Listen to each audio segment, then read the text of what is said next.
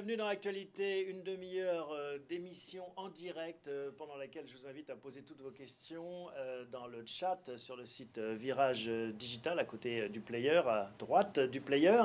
Une émission donc d'une demi-heure pour décrypter ensemble l'actualité IT avec, en compagnie de Stéphane Larcher de l'Informaticien. Bonjour Stéphane. Bonjour Thomas. Et à vos côtés, on retrouve Olivier Chiche-Portiche de ZDNet. On est heureux de vous retrouver tous les deux. Bonjour. Bienvenue. Merci. Une actualité dense. Je voudrais qu'on commence avec une image. L'image pour moi de la dernière fois, enfin des 15 jours qui nous séparent de la précédente émission. Vous la voyez, Starman. Starman qui bat littéralement Rocketman du nom de Kim Jong-un, le leader de Corée du Nord selon Donald Trump.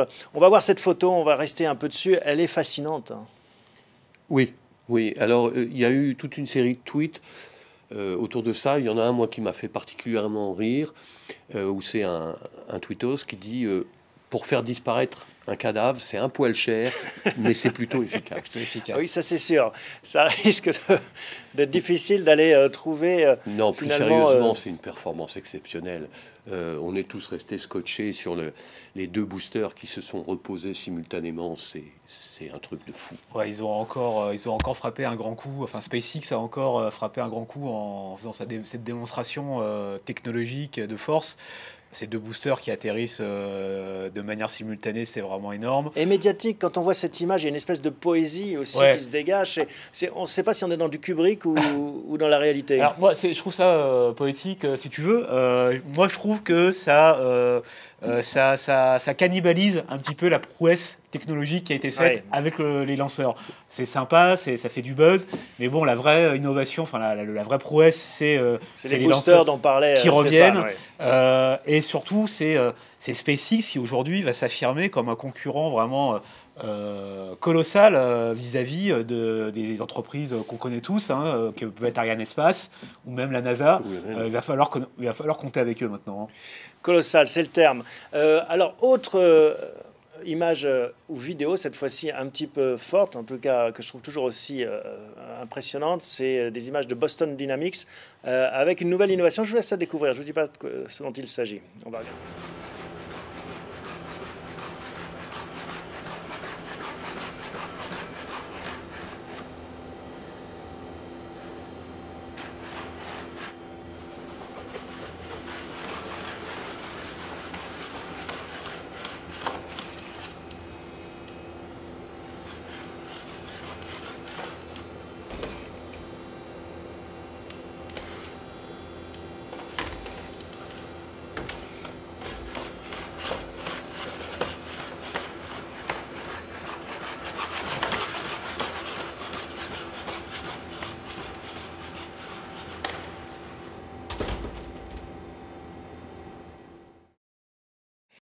Voilà donc une autre image du futur qui est en train de s'écrire devant nos yeux. Comme quoi la galanterie existe entre robots. Oui, il paraît, mais ça fait peur. Ouais, c'est flippant. Ah oui, c'est flippant, c'est vraiment flippant. Et d'ailleurs, et c'est vous qui me l'avez appris, c'est pour ça que Google s'est débarrassé de Boston Dynamics, qui a été racheté par SoftBank, parce que ça nuirait à son image de gentil Google. Là, ça fait vraiment peur, leur robot. Alors, il y a un côté un peu Robocop, un peu Terminator dans tout ça, et c'est vrai que l'imagerie aujourd'hui qu'on a par rapport à la robotique n'est pas forcément une imagerie très positive. Il y a eu beaucoup de films au cinéma qui mettent en scène des robots qui ne sont pas toujours très sympas. Alors, là, on voit, comme tu disais, vraiment le futur s'écrire, parce que concrètement, on a des robots qui deviennent de plus en plus autonomes et de plus en plus intelligents. D'ailleurs, ça laisse la question ouverte de l'intelligence artificielle par rapport à ces machines. À terme, c'est vrai qu'on peut un peu s'inquiéter quand même, en espérant que les principes d'Asimov seront appliqués à la lettre avec ces robots. Voilà. Ouais. D'ailleurs, on parlait d'Elon Musk, je crois que c'est lui qui s'inquiète un peu aussi de cette évolution. Sur l'IA aussi. Il dit notamment, quand vous verrez ces bébêtes-là avec un M16 dans la forêt, quand vous irez promener votre chien, il faudra se poser des questions. Oui, il faudra se poser des questions et encore une fois, il va falloir vraiment réfléchir à ce que peuvent faire et ce que ne peuvent pas faire ces robots dans un avenir proche. Les lois d'Asimov demeurent tout à fait applicables et il y en a même une loi 0 qui a été rajoutée il y a quelque temps pour... C'est laquelle alors ? Alors la loi 0, je ne me souviens plus, mais bon, elle est antérieure à toutes les... L'objet d'un prochain épisode. Aux Alors, 3 lois. à propos des robots, il y a des gentils robots, on verra s'ils sont gentils en tout cas, qui permettent de mieux travailler. Une étude qui a été publiée récemment sur le taux de robotisation par nombre de travailleurs. Oui. On se rend compte que finalement l'Europe est le continent où il y a le plus de concentration de robots. Alors on parle des robots, par exemple, industriels pour remplacer les ouvriers sur les chaînes de montage, même si ça pose d'autres problèmes. Ou des cobots, les robots qui travaillent avec les humains pour... Absolument. Voilà. Donc l'Europe, avec un taux de 99 pour 10 000 salariés, est en tête, suivi par l'Asie et les États-Unis. Et on va voir un graphique qui montre aussi la place de la France. Je crois que c'est 74 la moyenne au niveau mondial. Et nous, 118, je crois. Et nous, non, on est en dessous, là. En tout cas, sur cette étude, alors vous le voyez, c'est... 32. Non, on est au-dessus de la moyenne, je crois. On est un peu au-dessus de la moyenne. Oui, c'est vrai. Par contre, on est nettement... Mais on n'est pas dans les premiers. C'est ça, dépassé par l'Allemagne, l'Espagne et d'autres pays. On voit avec européens. la Corée, alors qui est en tête, l'Allemagne qui est très, très en pointe. C'est un chiffre à relativiser parce qu'on est un pays, malheureusement, qui s'est désindustrialisé assez rapidement ces dernières décennies. Ce qui a des conséquences assez mécaniques sur le fait de la robotisation. Mais néanmoins, il y a quand même une tendance lourde qui est en train de se passer, quoi. Et sur la problématique de l'emploi, alors là, ce n'est pas des robots agressifs, mais qui remplacent en effet du travail humain. Bonne, mauvaise chose, il y a ce débat qui revient... C'est très, très compliqué. Oui, ça a fait l'objet de débats durant la campagne présidentielle. Certains défendant l'idée du revenu universel, Benoît Hamon notamment, pour contrer cette émergence de robots et d'IA. Des expériences sont menées dans d'autres pays. C'est un débat très, très complexe. Il y a eu beaucoup d'études qui sont, comme d'habitude, très contradictoires sur la destruction d'emplois liée à l'émergence des robots ou au contraire à la création de nouveaux emplois. Exactement, il y a deux versions. Voilà. Soit on sera tous devant la télé à manger des chips et ce seront les robots qui feront le repassage à notre place. Soit en effet, on va devoir créer d'autres formes de jobs humains mais qui seront peut-être moins pénibles. Comme finalement, si on réfléchit, on a inventé, par exemple, le transport autoroutier a permis d'éviter de tirer des carrioles à cheval ou à dos d'homme. Il faut bien comprendre que chaque, on va dire, innovation ou révolution industrielle, dans l'histoire, a toujours généré de la croissance et de l'emploi, parce que c'est lié. Mais là, aujourd'hui, certains disent que justement, ces nouvelles innovations vont remettre en cause ce principe de création de richesse et d'emploi, et que finalement, effectivement, l'humain, sera la première victime. Franchement, je crois qu'on n'a pas assez de recul et qu'il faut vraiment attendre un petit peu avant d'avoir des conclusions pareilles. Bon. C'est ce qu'on appelle l'économie schumpeterienne. Absolument. Alors, puisqu'on parle de l'AI, pour finir un peu ce chapitre robotisation, intelligence artificielle, on a un autre graphique. C'est une étude du BCG et du MIT qui la propose avec les secteurs qui devraient être le plus impactés. Assez logiquement, on a les TMT, technologie, médias, télécom en tête. Ce qui est intéressant de voir, c'est que finalement, dans ces industries, ils ont fait un sondage auprès de grands groupes industriels. Il y en a assez peu qui s'y mettent, mais en tout cas, ils voient tous des bénéfices énormes pour leur industrie, des bouleversements énormes. Oui, là aussi, comme tout à l'heure, moi, je trouve qu'on en fait un peu beaucoup en ce moment avec l'IA. C'est un peu comme vu à la télé il y a quelques temps. N'importe quoi a de l'IA dedans maintenant. Il faut distinguer plusieurs choses. Fort heureusement, il y a encore des gens qui gardent les pieds sur terre. Et je pense à le nouveau patron de la recherche sur l'IA chez Facebook, qui est encore un Français, qui a remplacé Yann Lequin, et qui dit que pour l'instant, le niveau d'IA... c'est un élève de 5 ans, c'est ça? C'est un élève de 5 ans, oui. Sauf que ça va très vite, avec les développements. Regardez, la traduction, par exemple. Maintenant, avec une petite oreillette, vous arrivez à entendre... C'est assez bluffant, c'est vrai. J'ai assisté à une démonstration en live le patron de la recherche de Microsoft qui parlait en mandarin et c'était traduit simultanément vocal en anglais et ensuite retraduit toujours simultanément textuellement en français. Le problème avec l'IA, c'est qu'aujourd'hui, comme avec le big data il y a quelques années ou d'autres terminologies un peu c'est fourre-tout, oui. Technologiques, voilà, on mélange tout, on en dit beaucoup. Les entreprises aujourd'hui en font un label ou une sorte de terme marketing. Et au final, si on regarde concrètement les choses, c'est vrai que Aujourd'hui, on est quand même au tout début. On a des intelligences artificielles qui sont quand même assez basiques. Et quand on regarde, par exemple, les benchmarks sur la capacité des assistants vocaux, par exemple, à bien répondre à une question, il y a du boulot. Il y a du boulot. Voilà, par exemple, Apple qui a sorti son HomePod là récemment, son enceinte connectée qui est motorisée avec Siri. Le taux de bonne réponse ne dépasse pas les 50%. Donc c'est quand même pas encore ça, quoi. Bon, autre actualité qui peut être vue aussi d'un point de vue technologique, ce sont les Jeux Olympiques. Est-ce que, vu du prisme technologique, qu'est-ce que ça vous inspire, ces Jeux les JO, c'est toujours un peu l'écrin des nouvelles technologies, surtout quand ça se passe en Corée. Donc, évidemment, on voit la cérémonie avec les drones. Voilà, les drones, la 5G, les réseaux très haut débit, des choses comme ça. Et puis, du piratage un petit peu. Un peu de cyber, oui. Voilà, comme à chaque Olympiade.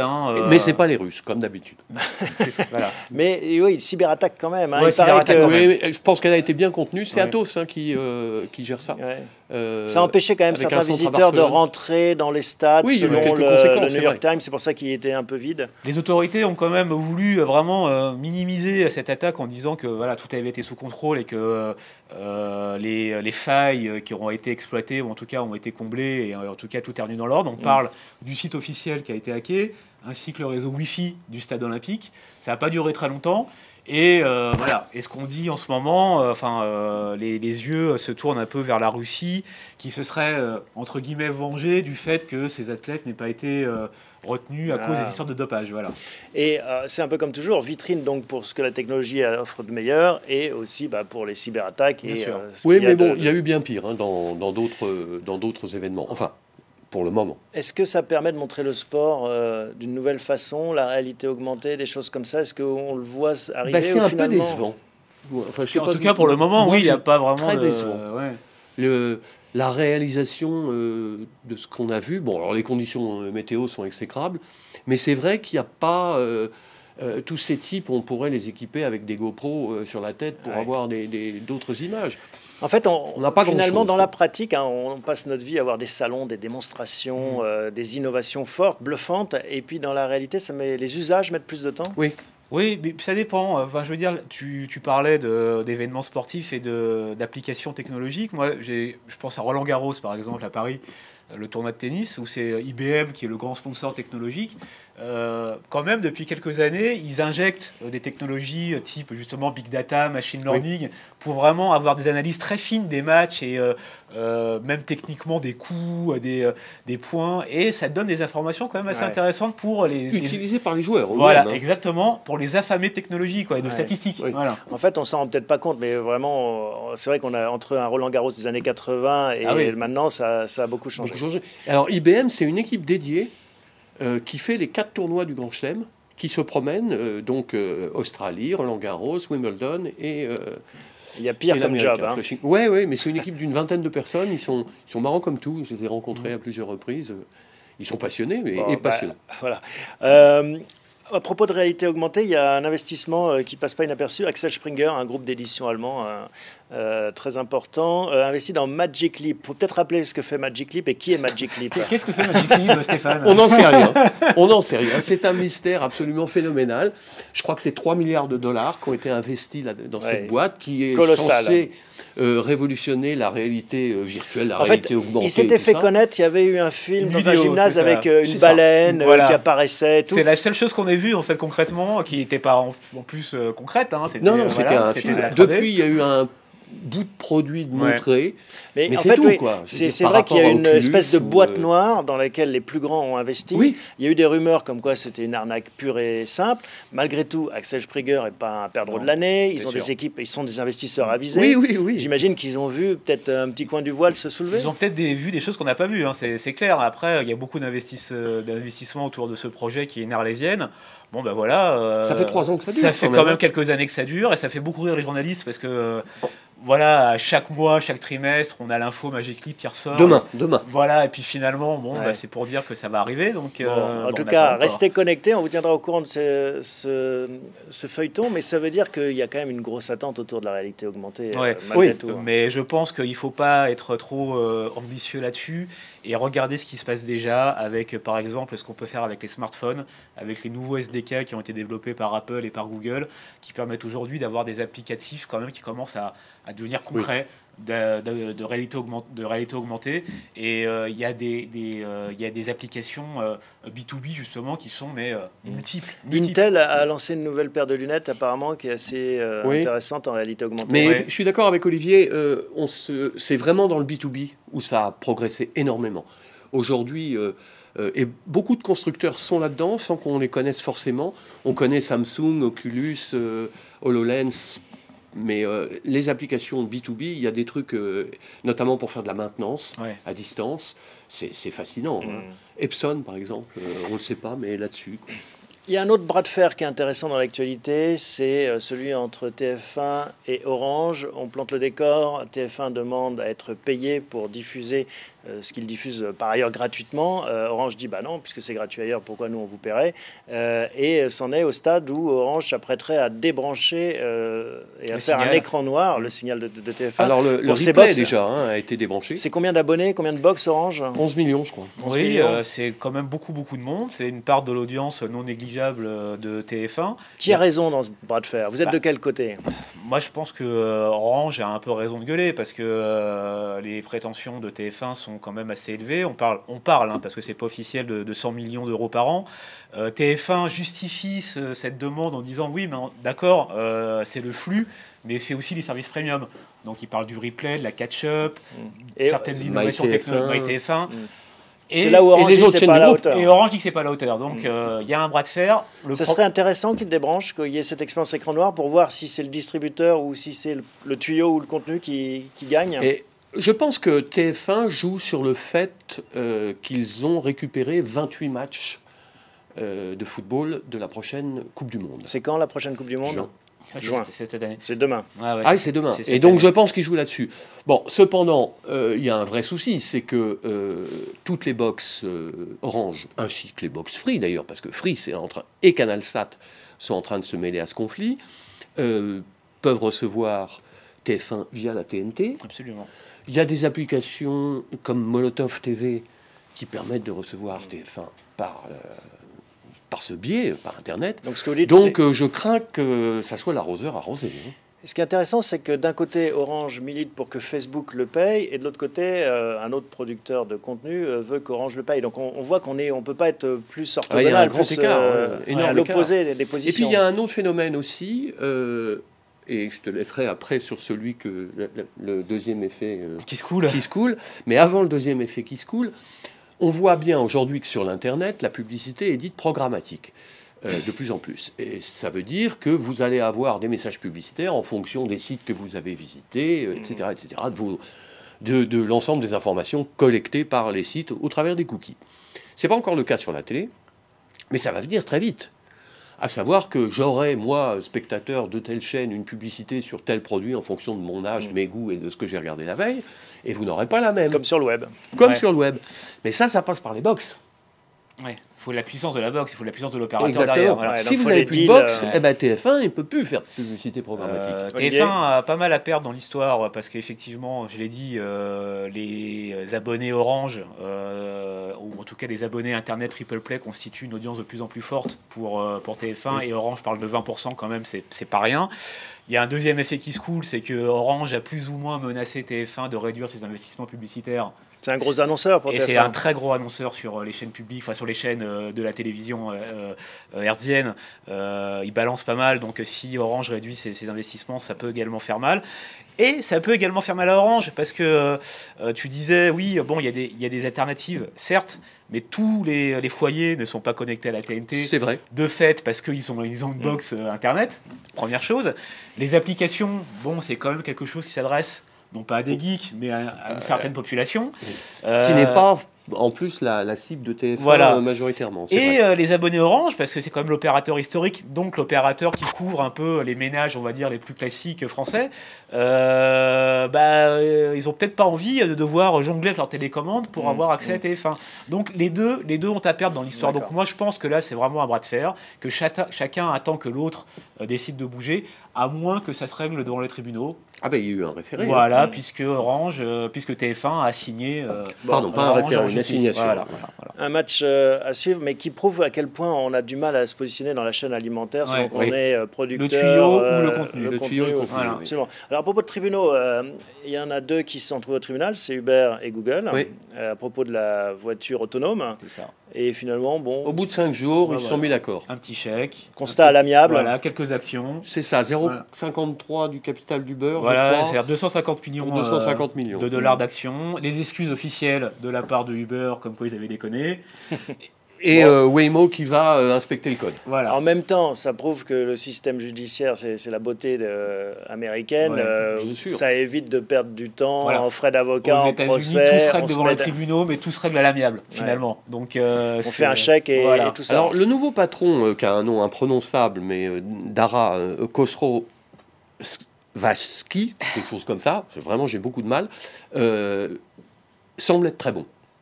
Le patron d'Uber. Le patron d'Uber. Le nouveau patron d'Uber. Il faut dire qu'il a hérité d'une situation tellement catastrophique. Mais ils sont aperçus de quelque chose, Uber, c'est que il y a la grande théorie du winner takes all. Le gagnant prend tout. Et c'est comme ça que ça devait marcher. Et on s'est aperçu, notamment à Londres et aussi à Paris, qui est une place importante pour Uber, que les alternatives existaient. Et que quand Uber pratiquait des prix déments, ce qu'ils ont fait d'ailleurs la semaine dernière pendant la tempête de neige, eh ben c'est les solutions alternatives, chauffeur privé, le cab, etc. Donc c'est pas un marché captif. C'est la beauté du marché. C'est ça. Et de la concurrence dans le marché. Voilà. Uber a quand même une belle empreinte sur ce marché-là, vu qu'ils sont arrivés en premier. Il y a des alternatives.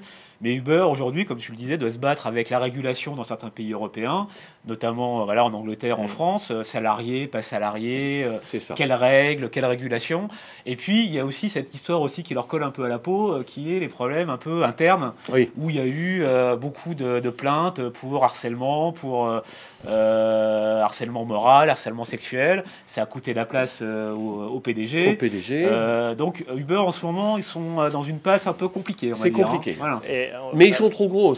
Avec SoftBank qui a pris un gros ticket chez eux. SoftBank a pris un gros ticket. Pareil, c'est pas des gens qui investissent à tort et à travers. Il y aura beaucoup à dire sur SoftBank, qui est quand même cette entreprise japonaise qui aujourd'hui est partout. Le Vision Fund, un fonds de 100 milliards, enfin presque, qui sont à 93, je crois, milliards de dollars destinés à être investis dans les nouvelles technologies, avec l'Arabie Saoudite comme principal sponsor à 45 milliards, je crois, à hauteur de 45 milliards.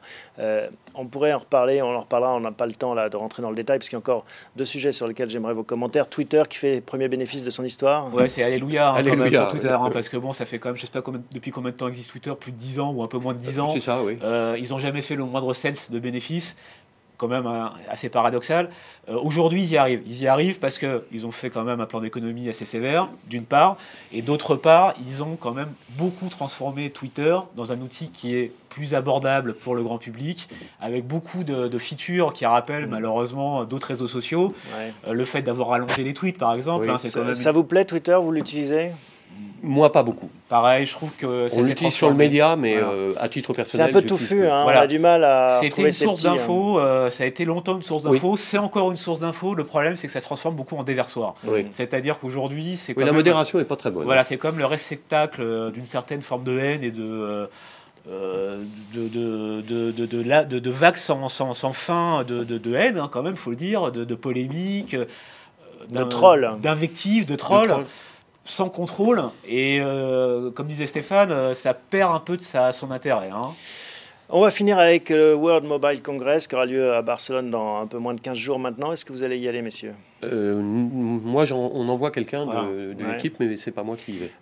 Vous avez des... C'est un Barnum absolument phénoménal. C'est la grand-messe. C'est le salon de l'auto, le mondial du mobile. Enfin, je sais pas comment on pourrait du mobile et des réseaux. On va beaucoup parler réseaux cette année. On attend quoi? 5G encore? Ouais, 5G évidemment.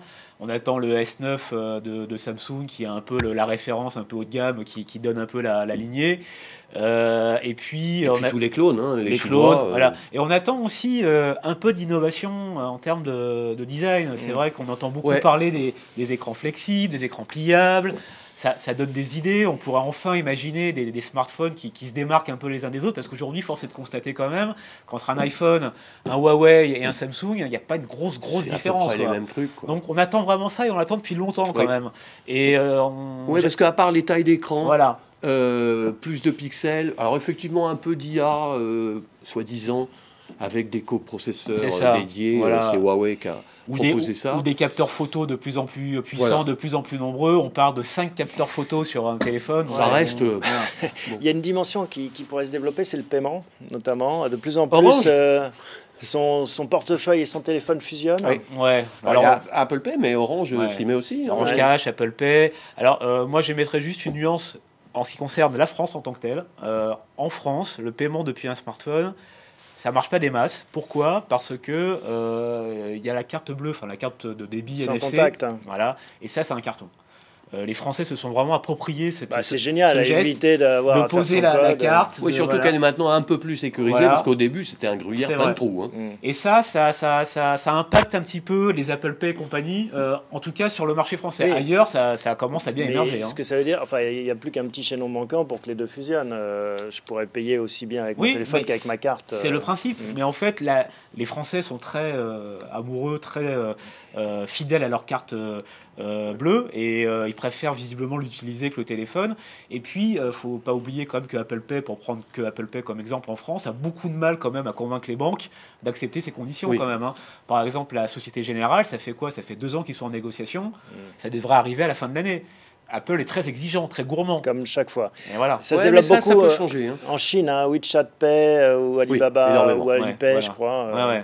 Et là, le boom des sociétés chinoises, que ce soit Tencent, Baidu, Alibaba, c'est absolument phénoménal. Et sans oublier l'Afrique, qui sont un continent où les comptes bancaires sont quand même assez rares, où les gens n'ont pas tous des comptes bancaires, et ces solutions de paiement, et Orange, je sais très bien, parce qu'ils cartonnent en Afrique avec Orange Cash.